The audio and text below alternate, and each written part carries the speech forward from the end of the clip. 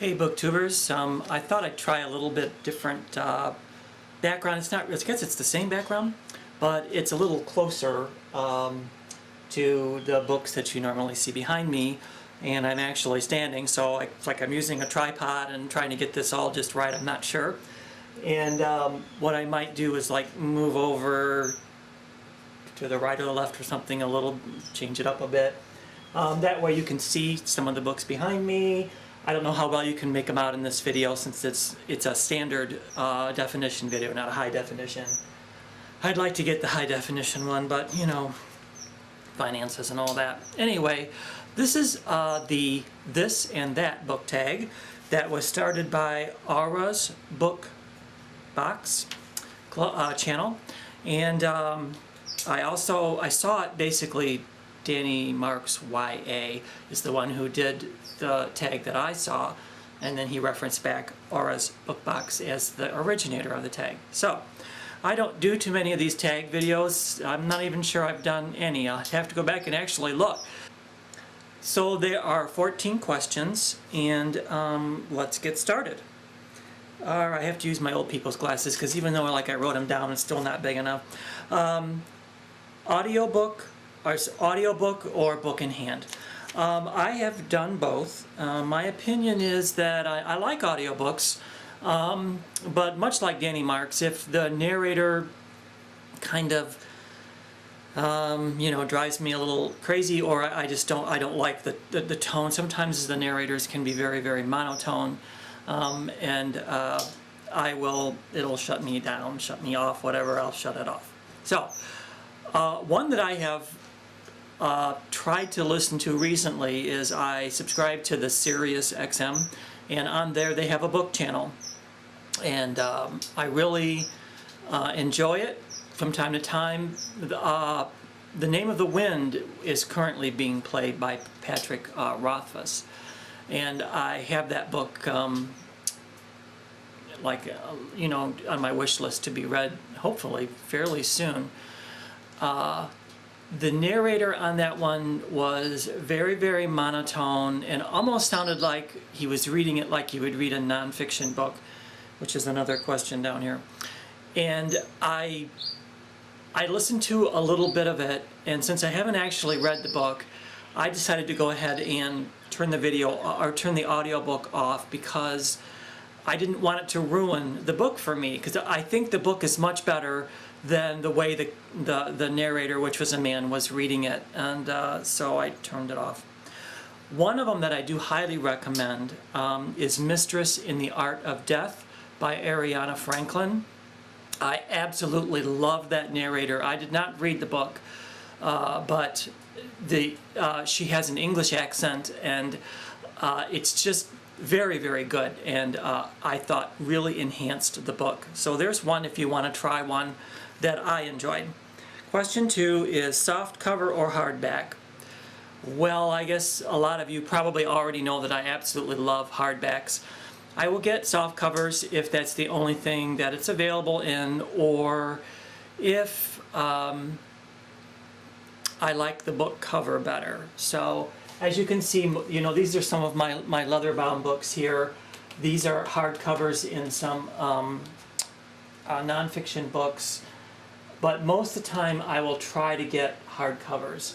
I don't know if you can see these over here. These are all almost all paperbacks here. Some of these are ARCs, and some of them you can only get in soft cover, like this one and this one, Burn Bright. So yeah, most of the time I try to get hardcovers. So anyway, number 3, fiction or nonfiction. I probably tend to like fiction much better, and however, I do have nonfiction books that I have enjoyed also. But you have to be in the right kind of a mood for a nonfiction book and take it for what it is. You know, you can't expect there's going to be a ton of action, even though in some of the adventure books, Arabian Sands, these are some of the adventure books that I have. Footprints in East Africa. Some of these are adventure-based books, so they're going to be a little more action and things going on in them. But you know, I would say probably 85% of the time I really read fiction. Number 3, fantasy world or real life issues. That one's tough. I will have to say that I probably will tend towards fantasy issues. So we'll make that the 80-20 rule. 80% I like fantasy, 20% real life issues, and have enjoyed both types of novels. I have, like, you can't see it in the video, but I have, like, The Help here. I haven't read it yet. Let's see, some of these, like Ireland, I haven't read this yet either, but that's going to be kind of a real life, but it's historical based, but it's real life type issues.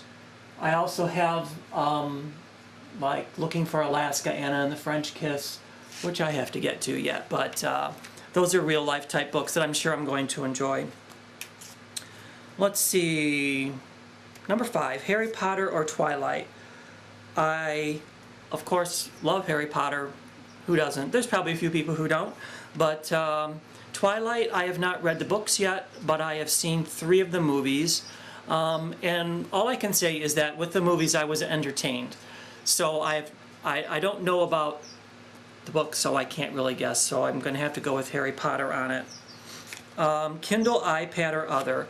If anybody's been watching my channel or have read some of my comments, I have a Sony ebook reader, and I'll show it to you very, very quickly here. Right now it's just got some cover art on there for the lace reader. Wow, by Brunonia Berry, which is a book that I would like to read yet. But this one, I have like a cover type to it, thing to it there, and but this is the smallest Sony ebook reader that came out in 2010. There are new versions scheduled to come out in 2011, and rumor has it that Sony has contracted with the Pottermore site, and that Sony will be coming out with a Harry Potter based e-reader. I don't know what it's going to look like, but from what I understand, all of the Harry Potter ebooks will be loaded onto it when you purchase it. So I don't know what that's just some of the rumors I've heard, and but be looking for new Sony models coming out very, very soon. And I think I'm going to get a larger one this next time. This one is like a 5-inch screen. But I like reading on the e-reader, and I like reading on reading physical books too, obviously. Let's see, borrow or buy. I will say 98% of the time I will buy. I've borrowed books from the library and things like that. The weird thing is that if I tend to really like a book, I want to buy it. It's like I want it in my library, so I tend to go ahead and buy. And so far, I have not given away books that I don't like, but I probably will need to start doing that soon. Let's see, bookstore or online. I would say that bookstore, probably about 10% of the time. I have 2 bookstores near me. One is a Barnes & Noble, and another is a used bookstore, which I enjoy going in there. And so many of the books that I have, I don't want to say many, but several of the books I have gotten at the used bookstore. And I also buy, mostly though, online, either like from pre-order, Amazon. I also enjoy the Amazon Marketplace. I buy used books off of Alibri.com quite a bit. And yeah, so I'd say most of it is purchased online. And it says, okay, tell me one time or total trilogy. Wow, that one's tough too. I'd have to say that I kind of like, in the fantasy genre, I like series books. Because once you build this world, then it's almost a shame to do it in just one book. And I guess I like the continuing saga. Even though sometimes that you read the first book and you have to wait a long time for the second book to come out. It's kind of allowing you to enjoy that world for a longer period of time. And I know a lot of people kind of forget what went on before the second or third book comes out. But then again, you get to revisit again. So I don't know. I'm going to say that I tend to like the trilogy or the series books in the fantasy genre, even in the paranormal genre. If it's a contemporary book, I probably would just like one time. So, or even like, yeah, let's just leave it at that. Probably in the historical fiction and contemporary, I'm going to say give me one time read. Number 10, monster read or short and sweet. Well, if anybody's been following me at all, I've been reading The Count of Monte Cristo for several months now. It is a 4-volume book, so really it is sort of like a quadrilogy. I have no idea what you'd call that. It is a series. So I'm in volume 2 right now, and each one is about 300 pages, so we're talking 1,200 pages long.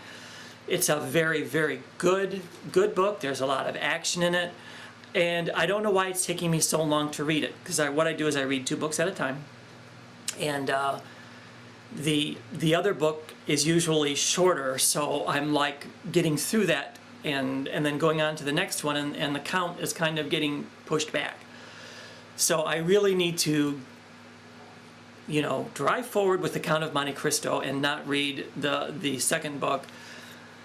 I don't know. We'll see how that goes. So I like both monster reads and I like short reads. So I'm going to be right down the middle on that one. Starry-eyed romance or full of action.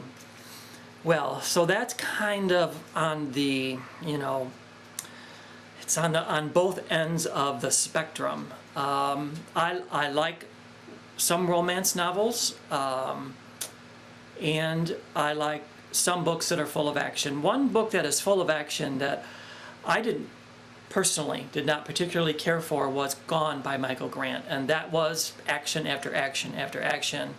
But I found the story, just the characters and things, sort of flat, and it was very interesting, but at the same time all the action sort of took away from character development, and I didn't really care for that. There's some other books that I've read that have a lot of action in them, like The Alchemist by Michael Scott. I love that book. Other people absolutely hate it, but that has a lot of action in it also. But there seems to be some character development going on there. So I don't know what the difference is and why one author that has a lot of action, I like the book, and another author that has a lot of action, I didn't really like. It just didn't grab me. So I don't know what that's all about. I guess it's just different authors that we tend to enjoy. So I will say I kind of like it in the middle with the starry-eyed romance and full of action. I like the blend of both. Curl up in Snuggie or bathe in the sun. Well, I do read outside sometimes. What I usually do is read in front of a fire. So like I have here, even here at home, I have one of those fire pit type things where you can light it up and watch it. And at my little trailer at a campground, I have, you know, the fire pit that's actually in the ground that I usually light and have it going almost all day. And I'll sit and I'll read and kind of look over at the fire. That's kind of what I like to do as far as outside stuff.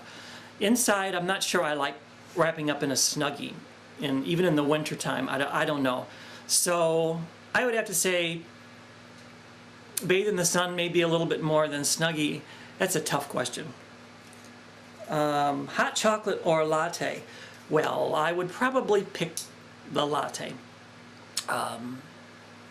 Recently I decided to stop drinking coffee. I don't know exactly why. I guess I wanted to see if I would sleep better at night, and I'd have to say that I am sleeping a little better at night.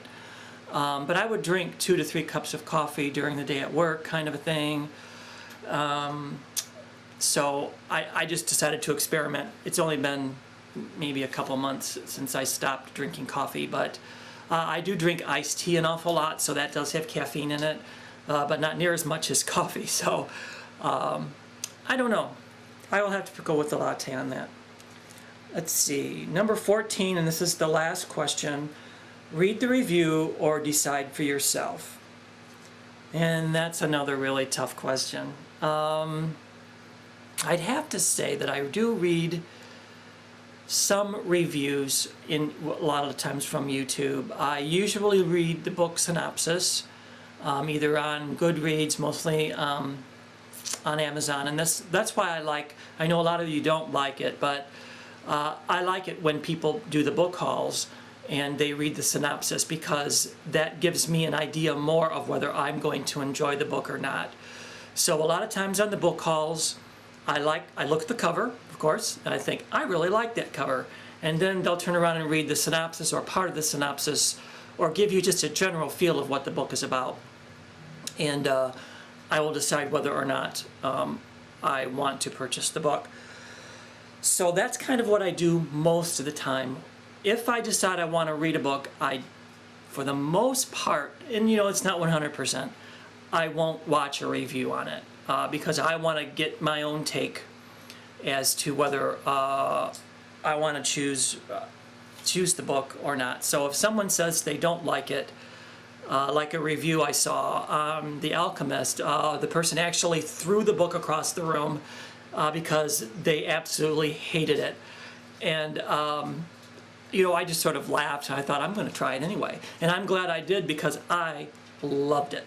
So I'm going to have to go with read the review or decide for yourself. Kind of more decide for myself. So we're going to go with 70-30.